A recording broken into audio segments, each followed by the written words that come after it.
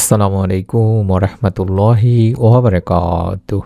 1 minute মাদ্রাসা YouTube চ্যানেলে সম্মানিত দিনী ভাই বোনেরা, আজকের এই ভিডিওটি শেষ পর্যন্ত দেখবেন, কারণ আজ আমি আপনাদের এমন একটি দোয়ার কথা বলবো যে দোয়া সম্পর্কে স্বয়ং রাসূল সাল্লাল্লাহু আলাইহি সাল্লাম নিজেও বলেছেন। এই দোয়ার মাধ্যমে দোয়া করলে আল্লাহ তা কবুল করেন। সুবহানাল্লাহ। অনেকেই দোয়া করেন কিন্তু দোয়া কবুল হয় না বলে হতাশ হয়ে যান। তাই আজ আমি আপনাদেরকে জানাবো কোন দোয়ায় আছে এই ইসমে আজম, কেন এই দোয়া ফিরিয়ে দেওয়া হয় না, কিভাবে পড়লে দোয়া দ্রুত কবুল হয়। ভিডিওটি শুরু করার আগে একটি অনুরোধ করব, ভিডিওটিতে একটি করে লাইক দেবেন, চ্যানেলে নতুন হয়ে থাকলে চ্যানেলটি সাবস্ক্রাইব করবেন এবং এই দোয়ার নিয়তে একটি দরুদ পড়ে দোয়াটি শুরু করবেন বা আমলটি শুরু করবেন। আমার সাথে সাথে আপনারাও বলুন আল্লাহুম্মা সাল্লি ওয়াসাল্লিম আলা নবিয়িনা মুহাম্মদ। আবার বলুন আল্লাহুম্মা সাল্লি ওয়াসাল্লিম আলা নবিয়িনা মুহাম্মদ। ইনশাআল্লাহ এবার ভিডিওটি আমরা শুরু করছি, মনোযোগ দিয়ে সম্পূর্ণ দেখুন। প্রিয় দিনী ভাই বোনেরা, আজ কত মানুষ কাঁদে, কেউ ঋণের বোঝায় ডুবে আছে, কেউ নেক সন্তান না হওয়ার কষ্টে, আবার কেউ চাকরি পাচ্ছে না, আবার কেউ অসুস্থ, আবার কেউ সংসারে শান্তি পাচ্ছে না। আপনি কি জানেন আল্লাহ তাআলা বলেন, তোমরা আমাকে ডাকো, আমি তোমাদের ডাকে সাড়া দেব। আল্লাহ রাব্বুল আলামিন নিজে বলেছেন সূরা গাফিরে।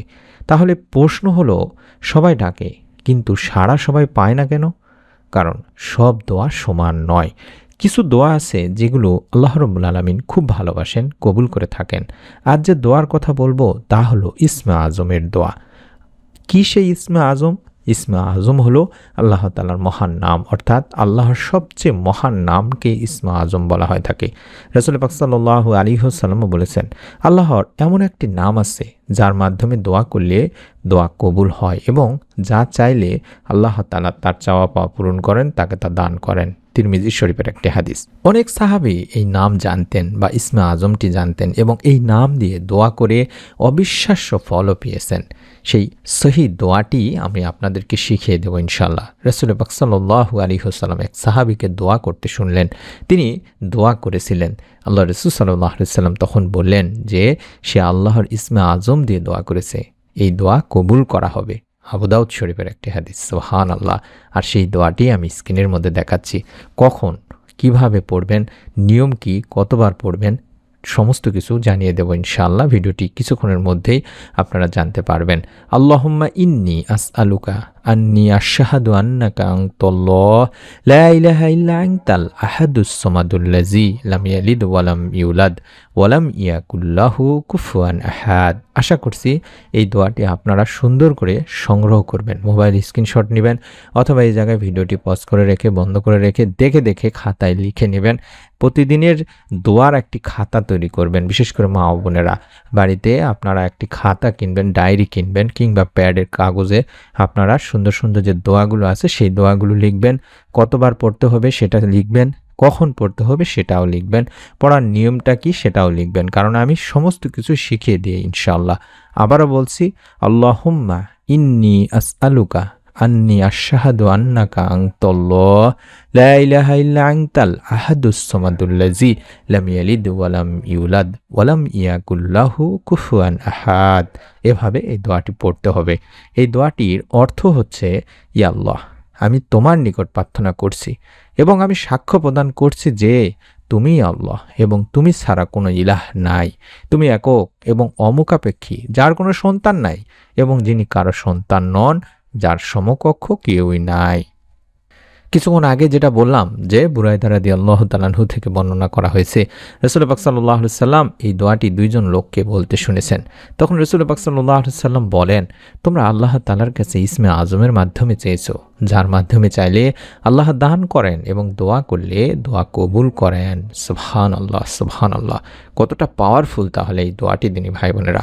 আর এই দোয়ার মধ্যে আছে খাঁটি তাওহীদ, আল্লাহর পূর্ণ পরিচয় এবং বান্দার পূর্ণ আত্মসমর্পণ।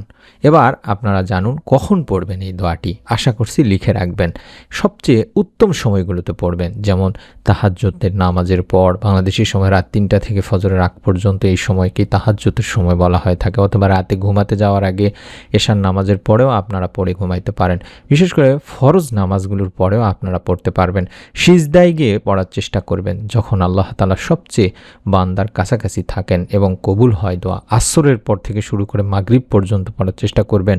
জুমার দিন তো অবশ্যই পড়বেন, এবং কষ্টের মুহূর্তে যখন কষ্টে থাকবেন, দুঃখে থাকবেন, তখন এই দোয়াটি বেশি বেশি করে পড়বেন। আমলের সঠিক নিয়মটিও শিখে নিন, লিখে নিন।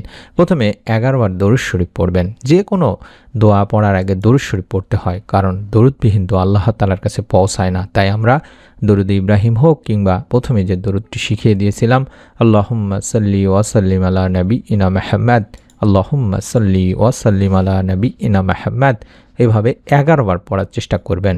তারপরে এই দোয়াটি 3 বার হোক, 7 বার হোক কিংবা 11 বার হোক পড়ার চেষ্টা করবেন। সর্বনিম্ন 3 বার, 7 বার, 11 বার পড়বেন।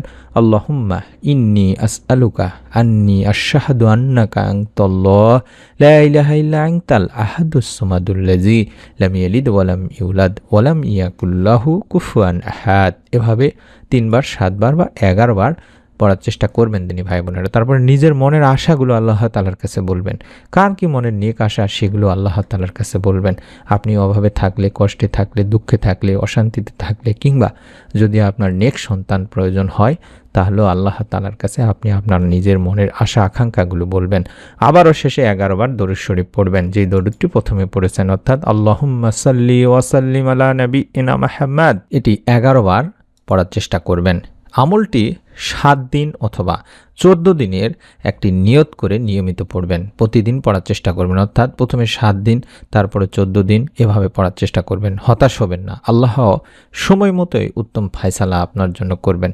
একটি গুরুত্বপূর্ণ সতর্কতা বা একটি কথা মনে রাখবেন, দোয়া কোনো ব্যবসা নয় বা দোয়া কোনো জাদুমন্ত্র নয় দিনী ভাই বোনেরা। সময় বেঁধে ফল দাবি করাও ঠিক নয় যে আমি কয়দিন আমল করব, এর মধ্যে আল্লাহ তাআলা আমাকে ফল দান করলে করবে, না করলে নেই, এরকম আপনারা করবেন না। আপনারা মনোযোগ দিয়ে আমল করবেন, আল্লাহ তাআলার কাছে বলবেন যখন আমার জন্য উত্তম কল্যাণকর হবে তখনই যেন আল্লাহ তাআলা আমাকে আমার চাহিদা মতো আমার মনে নেক আশা পূরণের সুসংবাদ দেন। আল্লাহ যা দেন সেটাই সবচেয়ে ভালো মনে রাখবেন, কারণ রাসূল সাল্লাল্লাহু আলাইহি সাল্লাম বলেছেন, দোয়া কখনো বৃথা যায় না, হয় সঙ্গে সঙ্গে কবুল হয়, নয়তো বিপদ দূর হয়, নয়তো আখিরাতে তা জমা থাকে, কঠিন কিয়ামতের দিন মুসিবতের সময় আপনি এর প্রতিদান পাবেন।